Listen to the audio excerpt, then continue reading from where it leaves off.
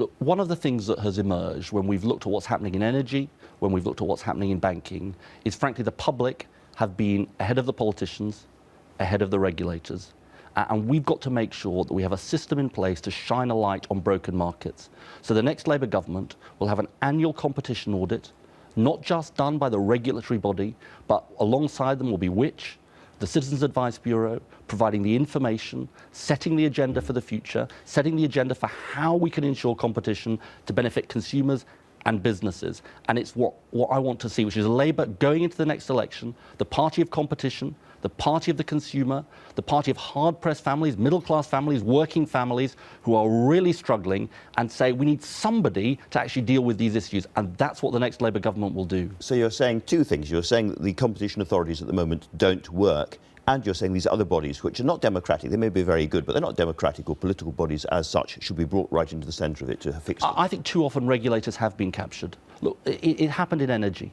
The regulator didn't stand up properly to the energy companies. We've got to change this. We can't have regulators captured. And we do need these bodies that actually know exactly what is happening in these organisations, are close to the consumer, to have a seat at the table. And if I can just make this point, Andrew, you were talking earlier about President Roosevelt. He was a Republican. He was a Republican president. I think lots of people in Britain, lots of Conservatives will be thinking, why is the Conservative Party not championing this agenda? Why have they become the champion of the big vested interests, like the energy companies and the banks? It's Labour that is a party of competition. Okay, well, Labour that's taking this agenda